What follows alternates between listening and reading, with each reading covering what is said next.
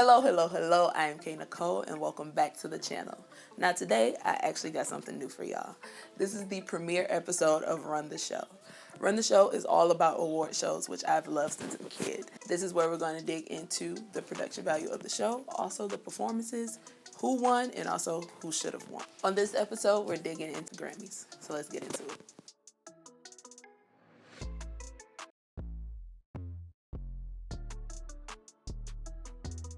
Yes, we are talking Grammys, and I know some of y'all call them the Scammies, but the Grammys used to be a very prestigious, honorable music award show, but I think over the last 5 years, due to the general population feeling like that Academy was disconnected from what they felt our artists should be receiving, especially with Beyonce being snubbed continuously for Album of the Year, I feel like a lot of people was just like, okay, what's going on? There is a disconnect here. Drake even decided to pull himself from consideration this year. Now, for you all who don't know, the Grammys is actually put on by the Recording Academy. The Recording Academy is made of tons of music industry executives, radio personalities, and even the artists themselves. And the voting is done by them. It's an actual ballot that goes out. And due to a long history of artists choosing not to participate in the voting process, it led to people feeling like the Grammys just weren't credible. Now, in the last 2 years, the Recording Academy has been working to absolve this issue, mainly by changing their membership process. Now, you used to be able to just buy your way into the Recording Academy, but now you actually have to be nominated or yourself be a reputable person in the industry.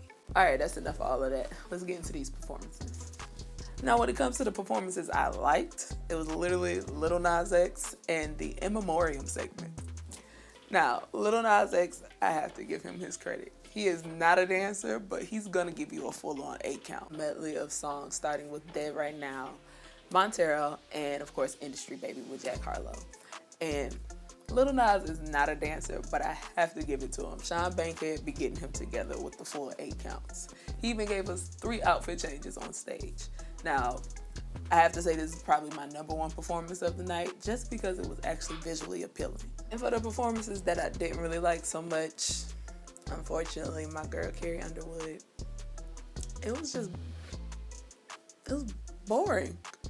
And Carrie always sounds good, but I think they messed me up with the diva fan blowing the entire time. It took away the climax of the song. This is like I'm staring at her sing beautifully. She didn't move, and we had a diva fan for whatever 3 minutes. It's like, all right, where we going here, Carrie? We went nowhere. Unfortunately, her makes this dislike list as well. Now, her is talented. I personally do love her music, but it's something about watching her perform through the television screen that just is completely disconnected from me. And they always do this weird thing with her by making her perform with all these legends or all these big names because she can play all these instruments. And I just feel like it takes away from her moment. It takes away from her being the focus of the performance. It just felt like a lot was happening. Like, you got Travis Barker on the drums after you just got up off the drums playing the drums. And then Lenny Kravitz comes out looking like he is wearing nothing but skin. I don't know what was happening. I was too distracted by this man with these skinny jeans, whatever he had on. I don't know what it was. I was too distracted. I couldn't focus on her. Everybody tells me she's amazing live. So maybe I just need to buy a ticket and go to a show.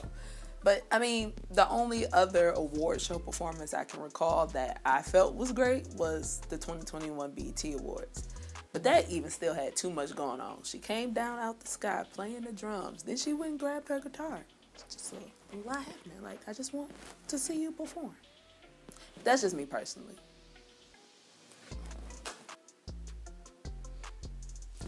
Now for the awards. Can we all just agree that Silk Sonic is overrated? They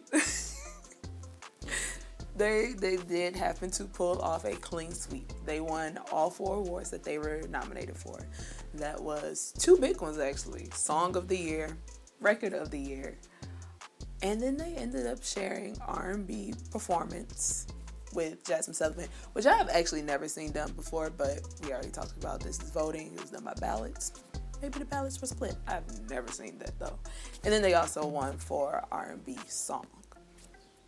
But I feel like, personally, that album did nothing for me. The song was Leave the Door Open, and that was it. I can't recall another song off of that album that was like, that resonated other than the one that went viral because Bruno was cussing. I feel like Silk Sonic is just two people, Anderson .Paak and Bruno Mars, that we know are like supremely talented. When I saw that they were becoming a duo, I was excited because I love both of these artists individually. But they came together and made music that just, it didn't resonate for me. It resonated for some people, but not for me personally.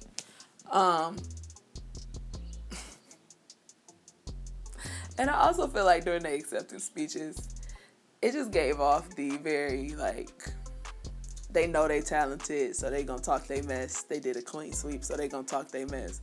But in the back of my head, I'm like, there's a couple other people that could have just took that from you. But we gonna leave that there. Now going back to this whole Ty situation with Jasmine Sullivan, I'm not gonna lie, when I saw that come out before the show started, I was a little salty because Jasmine is long overdue for her Grammys.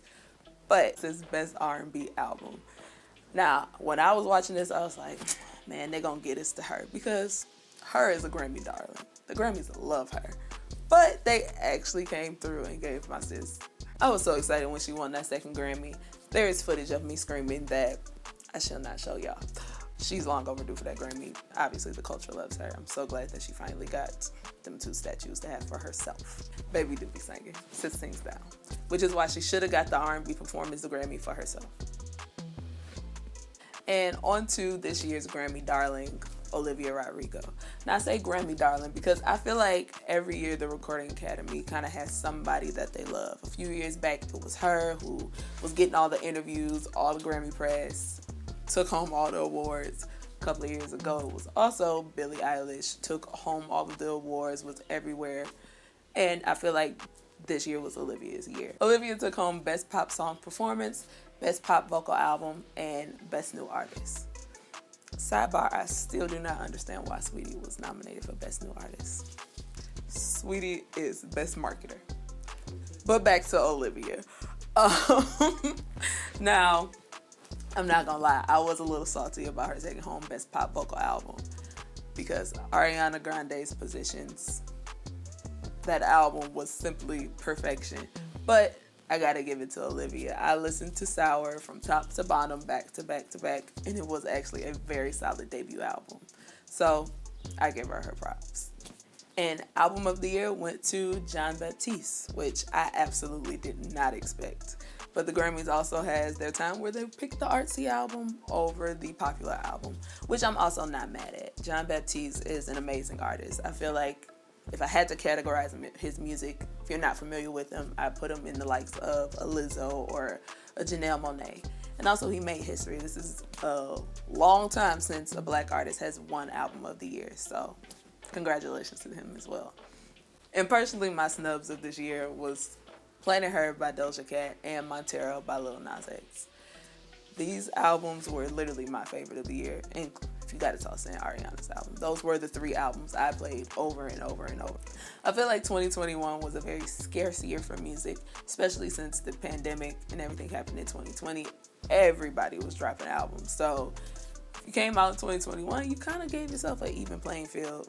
But it was very like, okay, hit or miss. But back to Doja and Lil Nas X. Those were 2 solid, I would call them debut albums. I know they have projects out before this, but Montero, to me, was the perfect way for Lil Nas to introduce himself with the way he chooses to bend genres and really like dig into who he is as a person as well as an artist.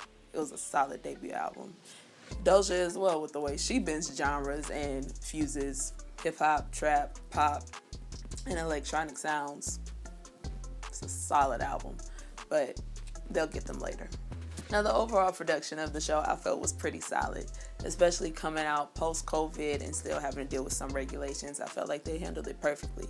I think I actually prefer them having the small tables like the Oscars normally does and the general audience. It gives it a better view. You get to actually see your artists interact at a dining table. I love the way they did the introductory stages. Like, you know how typically award shows will have a smaller stage before they cut to commercial to introduce an artist that you may not be familiar with. And they actually gave them enough time to cut in and out, and you actually got to hear enough of a song. Maverick City was one of those artists that they introduced on the stage, and also a folk band. Now, I forgot their name, but I gotta go find them because my man was killing that banjo. And I really like Trevor Noah as a host. He hosted last year. They brought him back again.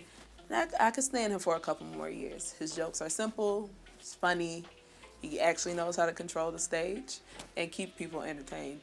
And also, when production is messing up and they don't know what's next, he keeps the flow going.